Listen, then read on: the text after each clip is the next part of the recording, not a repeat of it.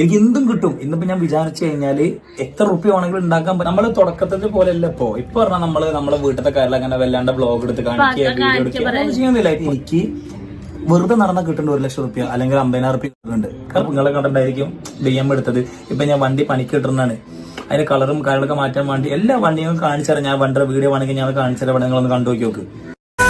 നമ്മുടെ നാട്ടിൽ മലയാളികളെ കയ്യിലെടുക്കാൻ ഏറ്റവും നല്ല മാർഗം എന്താണെന്ന് അറിയോ? അത് ചാരിറ്റിയാണ്. ഈ ചാരിറ്റി ചെയ്യുന്നവരെ ദൈവത്തെ പോലെ കാണുന്ന നാടാണ് നമ്മുടേത്, അല്ലെ? ശരിക്കും പറഞ്ഞാൽ നമ്മുടെ ഈ മൈൻഡ് സെറ്റ് കാരണം ചാരിറ്റിയുടെ മറവിൽ പല ഉടായ്പമാരും വളർന്നു വരുന്നുണ്ട് എന്നുള്ളതാണ്. ഇവരെപ്പുറത്തുനിന്ന് വലിയ ഉടായ്പ കാണിക്കും, എന്നിട്ട് അപ്പുറത്ത് വന്നിരുന്ന് കഴിഞ്ഞിട്ട് ഭയങ്കരമായിട്ട് ചാരിറ്റി ചെയ്യും. അപ്പൊ സ്വാഭാവികമായിട്ടും ആളുകൾ ഇവരെ ഭയങ്കരമായിട്ട് തലയിൽ കയറ്റി വെക്കും. ശരിക്കും പറഞ്ഞാൽ ഇവര് ചെയ്യുന്ന ചാരിറ്റിയേക്കാളും 10 മടങ്ങ് ഉടായ്പായിരിക്കും അപ്പുറം ചെയ്യുന്നത്. പക്ഷെ അതൊക്കെ ഈ ചാരിറ്റി കാരണം ജനങ്ങൾ മറക്കുന്നുള്ളതാണ്. അതാണ് ചാരിറ്റിന്റെ പവർ എന്ന് പറയുന്നത്. പിന്നെ നല്ലത് ഉദ്ദേശിച്ച് ചാരിറ്റി ചെയ്യുന്നവരുണ്ട് കേട്ടോ, ഞാൻ അവരല്ല ഉദ്ദേശിച്ചത്. ഇതിനെ ദുരുപയോഗം ചെയ്യുന്നവരെ കുറിച്ചാണ്. ഞാനിപ്പോ ഇതിനെ കുറിച്ച് സംസാരിക്കാനുള്ള കാരണം എന്താണെന്ന് വെച്ചാണെങ്കിൽ, റീസെന്റ് നമ്മുടെ മല്ലു ഫാമിലിയിലെ കുറച്ച് വീഡിയോസ് എന്റെ ശ്രദ്ധയിൽപ്പെടാനിടയായി. സംഭവം മാറുന്നല്ല, ഈ മല്ലു ഫാമിലിയിലെ സുജിന് നാട് നീളെ ഓടി നടന്ന് പാവങ്ങളെ സഹായിക്കുന്ന വീഡിയോ ആണ്. അപ്പൊ ആദ്യവിന്റെ വീഡിയോസ് ഒക്കെ കണ്ട സമയത്ത് എനിക്ക് ഇങ്ങനെ തോന്നി, കൊള്ളാലോ, ഇവന് നന്നായോ, നാട്ടുകാരൊക്കെ ഓടി നടന്ന് സഹായിക്കുന്നുണ്ടല്ലോ, എന്തായാലും നല്ല കാര്യം എന്നിങ്ങനെ ഞാൻ മനസ്സിൽ ഇങ്ങനെ വിചാരിച്ചു വരായിരുന്നു. പക്ഷെ നിങ്ങളിവിടെ ചിന്തിക്കേണ്ട കാര്യം മല്ലു ഫാമിലിയാണ്, എന്തെങ്കിലും കൂടെ ഉടായ്പ ഉണ്ടാവും, അല്ലെ? അങ്ങനെ ഞാൻ ഇവൻ ഇൻസ്റ്റാഗ്രാമും യൂട്യൂബൊക്കെ ഒന്ന് ചെക്ക് ചെയ്തപ്പോഴാണ് ഇതിന് പിന്നെയുള്ള ഉടായ്പ എനിക്ക് മനസ്സിലായത്. ഇവൻ അപ്പുറത്ത് അതിനേക്കാളും വലിയ ഉടായ്പ കാണിച്ചു വെച്ചിട്ടാണ് ഇവിടെ വന്ന് ചാരിറ്റിയും കാണിച്ച് ജനങ്ങളുടെ കണ്ണിൽ പൊടിയിടുന്നത്. എന്തായാലും ഇവർ പാവങ്ങളെ സഹായിക്കുന്ന ഒരു വീഡിയോ നമുക്ക് കണ്ടു നോക്കാം, എന്നിട്ട് വിഷയത്തിലേക്ക് വരാം. ജനുവരി മാസം കഴിഞ്ഞ് നമ്മൾ ഫെബ്രുവരിയിലേക്ക് കടന്നതാണ്. അപ്പൊ നമ്മൾ ഈ ഫെബ്രുവരി മാസത്തിൽ നമ്മൾക്ക് എന്തായാലും ഒരാളെ സന്തോഷിപ്പിക്കാം. ഓക്കെ, ആരാണ് ഭാഗ്യവാൻ നമുക്ക് നോക്കി നോക്കാം. വാ, ആരാണോ അതാ ഭാഗ്യവാൻ? എന്തായാലും നല്ലൊരു കാര്യത്തിന് ഇറങ്ങി പുറപ്പെട്ടതല്ലേ, ഞാനായിട്ട് നിരുത്സാഹപ്പെടുത്തുന്നില്ല. നീ ബാക്കി കാണിച്ചോ. നിങ്ങൾ ടെൻഷൻ ആവുന്ന വേണ്ടേ? ഞാൻ 2,000 രൂപ പറഞ്ഞേ, പക്ഷെ ആളത് അടിച്ച് തെറ്റിപ്പോട്ട് 200 രൂപ കണ്ണടിച്ചത്. അപ്പൊ ആള് വന്നിട്ട് അതിന് സോറി അറിയാം. അപ്പൊ ഞാൻ പറഞ്ഞ ആളെ ടെൻഷൻ അടിക്കണ്ടാണ്. ഇതിലിപ്പോ ടെൻഷൻ അടിക്കാൻ മാത്രം ഇപ്പൊ എന്താ ഉള്ളത്? 2,000 പറഞ്ഞിട്ട് 200 അടിച്ചത്, 20,000 അപ്പൊ ഒരു 1,800 കൂടെ അങ്ങ് കയറ്റി അടിക്കണം. ഇതിപ്പോ വലിയ സംഭവമാക്കാൻ മാത്രം ഒന്നുമില്ല. എന്തായാലും ബാക്കി പറ. എന്റെ പേരെന്താ? മുരുകൻ. എവിടെ വീട്? എവിടെ? ഒരു ദിവസം 400 രൂപ അത്രേ ഉള്ളൂ. അതുകൊണ്ട് രണ്ടാളും കൂടെ ഹാപ്പി ജീവിതം. ആൾക്ക് അതെങ്ങനെ കാർഡടിക്കാൻ അറിയില്ല കേട്ടോ. അതെങ്ങനെ നോക്കാന്ന് അറിയാൻ വേണ്ടിട്ട് ആള് ആ പയ്യന്റെ അടുത്തേക്ക് ചെന്നാണ്.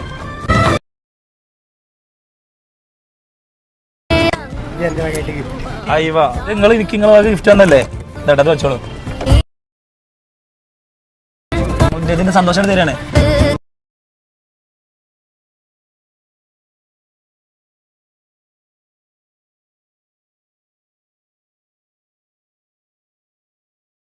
ഓക്കെ, നല്ലത്. ദിവസവും 500 രൂപ കൂലിയും വെച്ച് ജീവിതം അങ്ങനെ മുന്നോട്ട് നയിക്കുന്ന ആ പാവത്തിന് സുജിന്റെ വക 500-ന്റെ 2 നോട്ട്. എന്തായാലും സുജിന് ഇവിടെ 500-ന്റെ നോട്ട് കൊടുക്കുന്ന രീതിയാണ് ശരിക്കും പറഞ്ഞാൽ എന്നെ അത്ഭുതപ്പെടുത്തിയത്. 500-ന്റെ നോട്ട് ഇങ്ങനെ ക്യാമറയിലേക്ക് എടുത്ത് കാണിക്കുന്ന രീതിയിലാണ് ആശാൻ കാണിക്കുന്നത്. സാധാരണ നമ്മൾ ഒരാൾക്ക് ഇങ്ങനെ പൈസ ഒക്കെ കൊടുക്കുമ്പോൾ ചുറ്റി മറിക്കാണ് കൊടുക്കാറ്, അല്ലെ? പുള്ളിക്കാരൻ ഇങ്ങനെ നീർത്തിട്ട് കാണിച്ചിട്ടൊക്കെയാണ് കൊടുക്കുന്നത്. ആന്തോ ആയിക്കോട്ടെ, എങ്ങനെ കൊടുക്കണം എന്നുള്ള ഓരോരുത്തരുടെ ഇഷ്ടമാണ്. പക്ഷെ ഈ രീതിയിൽ ക്യാഷ് നീർത്തി കൊടുത്തതിന് പിന്നെയുള്ള രഹസ്യം ഞാൻ പറഞ്ഞതിന്റെ ആവശ്യമില്ലല്ലോ, നിങ്ങൾക്ക് അതിനെ ഊഹിച്ചാൽ മനസ്സിലാവുന്നതേ ഉള്ളൂ.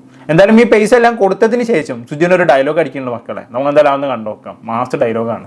സുജിനെ വലം കൈ കൊണ്ട് കൊടുക്കുന്നത് ഇടം കൈ അറിയാൻ പാടില്ല എന്നുള്ള കമന്റ് വരും. അതെനിക്കറിയാം. പക്ഷേ എന്റെ അച്ഛൻ ഒന്നും ഉണ്ടാക്കി വെച്ചിട്ടില്ല ഇങ്ങനെ എടുത്തിട്ട് മറ്റുള്ളവർക്ക് കൊടുക്കാൻ വേണ്ടിയിട്ട്. ഇത് ഞാൻ ഉണ്ടാക്കുന്നതിൽ നിന്ന് എനിക്കൊരു സന്തോഷം. മറ്റുള്ളവർക്ക് കൊടുക്കുമ്പോൾ ഞാനും ഹാപ്പി, ആ വാങ്ങിയ ആളും ഹാപ്പി, നിങ്ങൾ ഹാപ്പി ആണെന്നുള്ളതിന്റെ കമന്റ് നിങ്ങൾ കമന്റ് ബോക്സിൽ എഴുതിട്ട്. ഓക്കെ, ഓ, നമ്മളൊക്കെ ഹാപ്പിയാണ് സുജിനെ. ഇങ്ങനത്തെ പ്രവർത്തികളൊക്കെ ചെയ്യുന്ന കാണുമ്പോൾ ആർക്കാണ് ഹാപ്പി ആവാതിരിക്കുക? പിന്നെ ഇടയ്ക്ക് എന്തോ ഒരു ഡയലോഗ് അടിച്ചിട്ടുണ്ടായിരുന്നല്ലോ, വലത് കൈ കൊടുക്കുന്ന ഇടത് കൈ അറിയരുത് എന്ന് പറഞ്ഞവർക്കുള്ള സുജിന്റെ മറുപടി, എന്റെ അച്ഛനൊന്നും ഉണ്ടാക്കി വെച്ചിട്ടില്ല എന്ന്. അതെന്താ സുജിന്? അച്ഛൻ ഉണ്ടാക്കിയ പൈസ ആകുമ്പോൾ ആരറിയാണ്ട് കൊടുക്കണം, സ്വന്തം ഉണ്ടാക്കിയ പൈസ ആകുമ്പോൾ എല്ലാവരും അറിഞ്ഞു കൊടുക്കണം എന്നാണോ? അതാണോ സുജിന് ഇവിടുന്ന് ഉദ്ദേശിച്ച്?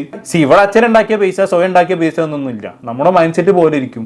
ആരറിയാണ്ട് കൊടുക്കാൻ ഉദ്ദേശിച്ചാണെങ്കിൽ അങ്ങനെ കൊടുക്കാം. ഇനി അതല്ല, 4 ആൾ അറിഞ്ഞ് ഞാൻ എന്തൊക്കെയോ ചെയ്യുന്നുണ്ടെന്ന് കാണിച്ചു കൊടുക്കുകയാണെങ്കിൽ അങ്ങനെ കൊടുത്തോ. അത് നമ്മുടെ മൈൻഡ് സെറ്റ് ആണ് തീരുമാനിക്കുന്നത്. അതല്ലാണ്ട് അച്ഛൻ ഉണ്ടാക്കിയ പൈസ ഇങ്ങനെ കൊടുക്കണം, സ്വന്തം ഉണ്ടാക്കിയ പൈസ അങ്ങനെ കൊടുക്കണം എന്നൊന്നല്ല.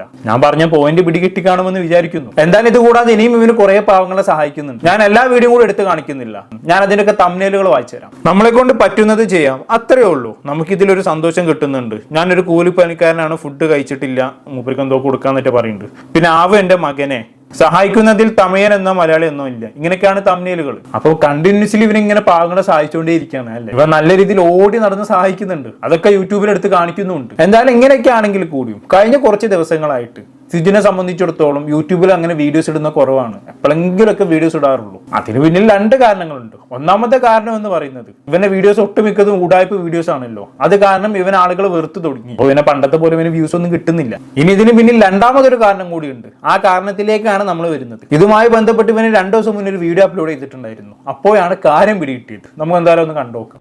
ഇപ്പൊ അതിന്റെ ഇടയിൽ എനിക്ക് പറയുന്ന കാര്യം എന്ന് പറഞ്ഞു കഴിഞ്ഞാല് നീ പാവങ്ങളടുത്ത് കരുണ കാണിക്കുമ്പോൾ മേലെയുള്ളവൻ നിന്റെ അടുത്ത് കരുണ കാണിക്കും, അങ്ങനെയൊക്കെ ഓരോ ഡയലോഗ് ഉണ്ടല്ലോ. അത് സത്യമാണ്. കാരണം എനിക്ക് തോന്നാറുണ്ട്. കാരണം ഞാൻ എത്രത്തോളം പാവങ്ങൾക്ക് പൈസ കൊടുക്കുന്നു, അതിൽ കൂടുതൽ ദൈവം എനിക്ക് വാരിക്കോരി തരുന്നുണ്ട്. അതിന് എങ്ങനെ നന്ദി പറഞ്ഞ ദൈവത്തിനോട് പറഞ്ഞാവൂല.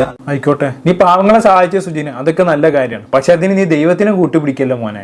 നിനക്ക് പറ്റിയ ചൊല്ലിതൊന്നുമല്ല, ദുഷ്ടനെ ദൈവം പന പോലെ വളർത്തും എന്നുള്ളതാണ്. ഇപ്പൊ ഞാനിതിപ്പോ പറയുമ്പോൾ എന്റെ വീഡിയോ കാണുന്ന പലരും ചിന്തിക്കുന്നുണ്ടാകും, ഇവ നല്ലത് ചെയ്താലും നിനക്ക് കുറ്റാണല്ലോ, ഇവ നാലാളെ സഹായിക്കുന്നില്ല, പിന്നെ എന്തിനാണ് ഇവൻ ഇങ്ങനെയൊക്കെ പറയണെന്ന്. ഞാൻ നേരത്തെ പറഞ്ഞില്ലേ, ഞാൻ ഇതെല്ലാം പറഞ്ഞതിന് ഒരു കാരണമുണ്ട്. അത് നിങ്ങൾക്ക് വീഡിയോയിലൊക്കെ അവസാനത്തിലേക്ക് വരുമ്പോൾ മനസ്സിലാക്കും. എന്തായാലും പറയാനുള്ള ബാക്കി കൂടി കണ്ടുനോക്കാം. ഈ ഒരു യൂട്യൂബ് വരുമാനം മാത്രമല്ല, നമുക്ക് വേറെ കുറെ പരിപാടികളുണ്ട്.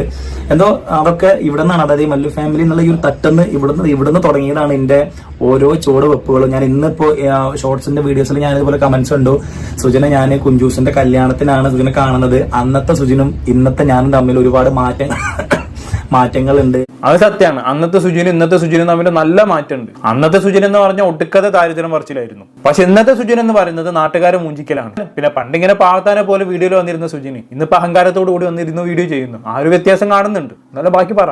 നമ്മൾ തുടക്കത്തിൽ പോലെ അല്ല ഇപ്പൊ പറഞ്ഞാൽ നമ്മളെ വീട്ടിലത്തെ കാര്യം അങ്ങനെ വല്ലാണ്ട് വ്ലോഗ് എടുത്ത് കാണിക്കുക, വീഡിയോ എടുക്കുക ഒന്നും ചെയ്യുന്നില്ല. ഇപ്പൊ ഞാൻ പറഞ്ഞേ, അത് നമ്മൾ ആദ്യം ചെയ്യാന്ന് പറഞ്ഞാൽ നമുക്ക് ഒരുപാട് കടങ്ങള്, ബുദ്ധിമുട്ടുകള്, പ്രശ്നങ്ങളൊക്കെ നമുക്ക് ഉണ്ടായിരുന്നു. ഇപ്പൊ അങ്ങനെയൊന്നും ഇല്ല. ഇപ്പൊ ഞാൻ പറഞ്ഞേ, നമുക്കിപ്പോ ഉദാഹരണത്തിന് ശരാശരി ഒരാളുടെ ഒരു സാധാരണ അതിപ്പോ ഒരു ഭാര്യ മകള് മീൻസ് ഒരു സാധാരണ കുടുംബത്തിക്ക് ഒരു മാസം ഒരു 25,000 രൂപ, ഒരു 20,000, ഒരു 15,000 രൂപ സാലറി കിട്ടിയിട്ട് ജീവിക്കുന്ന ഇഷ്ടം പോലെ ആളുകൾ നമ്മുടെ നാട്ടിൽ നിന്നുണ്ട്.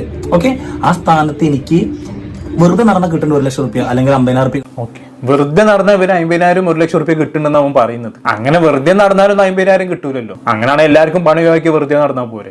അപ്പൊ വെറുതെ നടന്നാലും ഇവന് 50,000 കിട്ടണമെന്നുണ്ടെങ്കിൽ അതിന് പിന്നിൽ എന്തെങ്കിലുമൊക്കെ ഉടായ്പ ഇവന് കാണിച്ചു വെച്ചിട്ടുണ്ടാകും. ആ ഉടായ്പിലേക്കാണ് ഇവൻ ഇനി പറഞ്ഞു വരുന്നത്. ഇനി പറയുന്ന കാര്യങ്ങളൊക്കെ ശ്രദ്ധിച്ച് കേൾക്കണേ. കാരണം മീൻസ് വെറുതെ കേൾക്കാന്ന് പറഞ്ഞു കഴിഞ്ഞാല് നമ്മൾ കുറെ വ്ലോഗുകൾ നമ്മൾ ഇട്ടുന്നത്. അതുപോലെ തന്നെ ഞാനൊരു മാസം ഒരു 4 വീഡിയോ അല്ലെങ്കിൽ ഫേസ്ബുക്കിൽ ഒരു വീഡിയോ അല്ലെങ്കിൽ നമ്മൾ ഒന്നും വേണ്ട ഒരു ഇൻസ്റ്റാഗ്രാമിൽ ഞാനൊരു സ്റ്റോറി ഇട്ടാൽ നമുക്ക് 2,500 രൂപ 3,000 രൂപ നമുക്ക് കിട്ടുന്നുണ്ട്. ഓക്കെ, മനസ്സിലായോ? അപ്പൊ നമുക്ക് ഒരു മാസം ഒരു 50,000 രൂപ കിട്ടിയാലും ഇപ്പൊ എനിക്ക് ആദ്യത്തെ പറഞ്ഞേ, എനിക്ക് കോടീശ്വരനാവണം അല്ലെങ്കിൽ എനിക്ക് ലക്ഷങ്ങൾ ഉണ്ടാക്കണം, അങ്ങനെയൊക്കെ നല്ല ആഗ്രഹങ്ങൾ ഉണ്ടെന്നുണ്ടെങ്കിൽ നിങ്ങൾ മനസ്സിലാക്കണം, നമുക്ക് ഉണ്ടാക്കാനേ ഉള്ളൂ. കാരണം അതിനുള്ളൊരു മുന്നിൽ അതിനുള്ളൊരു പ്ലാറ്റ്ഫോമിന്റെ കയ്യിലുണ്ട്. എനിക്ക് എന്തും കിട്ടും. ഇന്നിപ്പോ ഞാൻ വിചാരിച്ചു കഴിഞ്ഞാല് എത്ര റുപ്യ വേണമെങ്കിലും ഉണ്ടാക്കാൻ പറ്റുന്ന പരിപാടികൾ ഇന്ന് നമുക്ക് സോഷ്യൽ മീഡിയ ഉണ്ട്. ഓക്കെ, ഇപ്പൊ വിചാരിച്ച എന്തും കിട്ടും പോലും. പറഞ്ഞേ കേട്ടില്ലേ, വെറുതെ ഒരു സ്റ്റോറി ഇട്ടവന് 2,000-3,000 രൂപക്കാണ് കിട്ടുന്നത്. ഇതൊക്കെ പറഞ്ഞ് ഇവൻ തന്നെ ഈ അടുത്തൊരു BMW ഒക്കെ എടുത്തിട്ടുണ്ടായിരുന്നു. അതിലേക്ക് ഇവൻ പറഞ്ഞു വരുന്നുണ്ട്. അപ്പൊ എന്തായാലും കൂടി നോക്കാം. സമയത്തിന്റെ ആ പ്രശ്നങ്ങൾ തീർന്നു. ഇന്ന് ഞാൻ ഹാപ്പിയാണ്. ഇപ്പൊ പറയല്ലേ, നമ്മുടെ കയ്യിൽ പൈസ ഇരിക്കുന്നത് കൊണ്ടാണ് ഇപ്പൊ ഞാൻ വണ്ടി എടുത്തത്. അതായത് ഇപ്പൊ നിങ്ങളെ കണ്ടിട്ടായിരിക്കും BMW എടുത്തത്. ഇപ്പൊ ഞാൻ വണ്ടി പണിക്ക് ഇടുന്നതാണ്. അതിന് കളറും കാര്യങ്ങളൊക്കെ മാറ്റാൻ വേണ്ടി എല്ലാ വണ്ടികളും കാണിച്ചാൽ ഞാൻ വണ്ടിയുടെ വീഡിയോ വേണമെങ്കിൽ ഞാൻ കാണിച്ചാൽ നിങ്ങളൊന്ന് കണ്ടു നോക്കി നോക്ക്.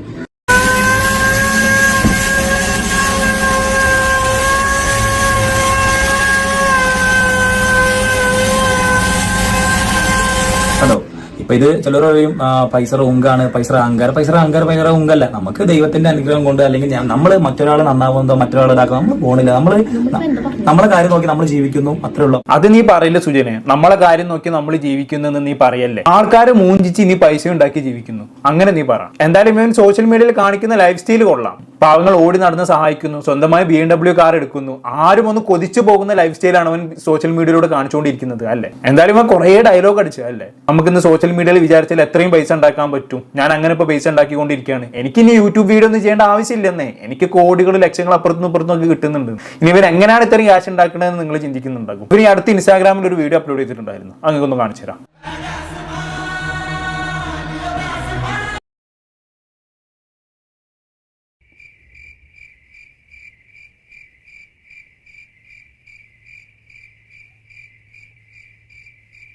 അങ്ങനെ ഇരിക്കണ്. സംഭവം മനസ്സിലായോ? ഈ പറയുന്ന ഉടായ്പ ഗെയിമിംഗ് ആപ്പുകളും ബെറ്റിംഗ് ആപ്പുകളും പ്രൊമോട്ട് ചെയ്തിട്ടാണ് ഇവന് ഇത്രയും ക്യാഷ് ഉണ്ടാക്കുന്നത്. റീസെന്റ് നമുക്കറിയാം ദൈനംദിനം എത്രയോ ആളുകളുടെ ജീവിതം തൊലച്ച ആപ്പുകളാണ് ഇതെല്ലാം. ഇതിലെല്ലാം പൈസ ഇൻവെസ്റ്റ് ചെയ്ത് കളിച്ചിട്ട് എത്രയോ ആളുകൾ ഇന്ന് ആത്മഹത്യയുടെ വക്കീലാണ്. അതുമായി ബന്ധപ്പെട്ട് എത്ര ന്യൂസുകളാണ് നമ്മൾ ദിനംപ്രതി കേട്ടുകൊണ്ടിരിക്കുന്നത്. ശരിക്കും പറഞ്ഞാൽ ഇവരൊക്കെ വളരുന്നത് ഈ പറഞ്ഞ സുജിനെ പോലുള്ള ആളുകളെ വെച്ചിട്ടാണ്. കാരണം ഇവർ ഓരോ ഇൻഫ്ലുവൻസേഴ്സിനും അടുത്തേക്ക് പോയിട്ട് ഇവരുടെ ഗെയിമിംഗ് ആപ്പുകൾ പ്രൊമോട്ട് ചെയ്യാൻ പറയും. ഒരു പ്രൊമോഷനൊക്കെ ഇവർ കൊടുക്കുന്നത് നമുക്കൊക്കെ ചിന്തിക്കാവുന്നതിൽ അപ്പുറമുള്ള amount ആണ്. ചിലപ്പോൾ ഈ പറഞ്ഞ ഇൻഫ്ലുവൻസേഴ്സ് ഒക്കെ ഒരു മാസം വീഡിയോ കുത്തിരുന്ന് കഷ്ടപ്പെട്ട് ചെയ്യുന്നതിന്റെ വരുമാനം ഇവർ ഒറ്റ ഒരു വീഡിയോ കൊടുക്കും. അത്രയും വരുമാനം ഇവർ ഓഫർ ചെയ്യുന്നുണ്ട്.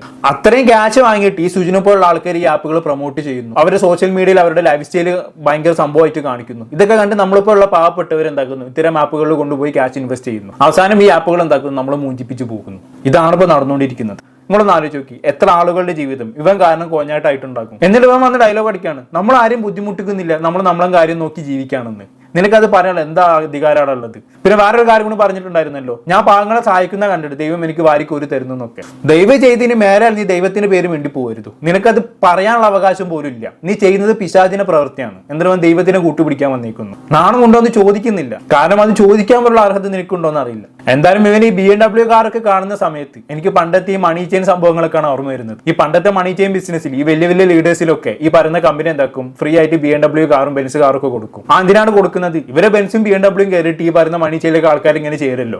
അതേപോലെയാണ് എനിക്ക് ഈ പറയുന്ന സുജിന്റെ BMW കാണുമ്പോൾ ഓർമ്മ വരുന്നത്. ഇവൻ ഇപ്പൊ ഈ ഗെയിം പ്രൊമോട്ട് ചെയ്യുന്നത് ഇവന്റെ BMW കാർ വെച്ചിട്ടാണ്. എന്റെ ഫലമായ സംശയം കമ്പനി എനിക്ക് ഇത് എടുത്തു കൊടുത്തതാണെന്നുള്ളതാണ്. അരുൺ സ്മോക്കിന്റെ കയ്യിൽ നിന്നാണ് ഈ കാർ എടുത്തത്. ചിലപ്പോൾ അതിനുള്ള ചെലവ് മൊത്തം വഹിച്ച കമ്പനി ആയിരിക്കും. അല്ലെങ്കിൽ ഈ ഗെയിം പ്രൊമോട്ട് ചെയ്ത് കമ്പനിയിൽ നിന്ന് ഉണ്ടാക്കിയ പൈസ കൊണ്ടായിരിക്കും അവൻ എടുത്തത്. രണ്ടായാലും ഒന്ന് തന്നെ. എന്തായാലും വല്ലാത്തൊരു ടൈപ്പ് തന്നെ. എനിക്ക് തന്നെ വീഡിയോ കാണുന്നവരോട് പറയാനുള്ളത്, ഇത്തരക്കാരുടെ ലൈഫ് സ്റ്റൈലും ജീവിതവും കണ്ട് ഒരു കാരണവശാലും നിങ്ങൾ ഇത്തരം ആപ്പുകൾ കൊണ്ടുപോയി പണം ഇൻവെസ്റ്റ് ചെയ്യരുത്. ഇവരൊരു മായലോകം സൃഷ്ടിക്കുകയാണ്. ഇതൊന്നുമല്ല റിയാലിറ്റി. ആളുകൾ ഇത്തരം ഗെയിമുകളിൽ ഇൻവെസ്റ്റ് ചെയ്യാൻ വേണ്ടിയിട്ട് ഇവരിത് കാണിച്ചു കൂട്ടുന്നതാണ് ഇതെല്ലാം. ഇതൊന്നും കണ്ട് ആരും വീണ് പോകരുത് എന്ന് മാത്രമേ എനിക്ക് പറയാനുള്ളൂ. പ്രത്യേകിച്ച് ഇവിടുന്ന് പറയല്ലേ. എന്താണ് നിങ്ങൾക്ക് തോന്നുന്നത്? താഴെ കമന്റ് ബോക്സിൽ രേഖപ്പെടുത്തുമല്ലോ. അടുത്തൊരു ടോപ്പിക്കുമായി വീണ്ടും കാണാം.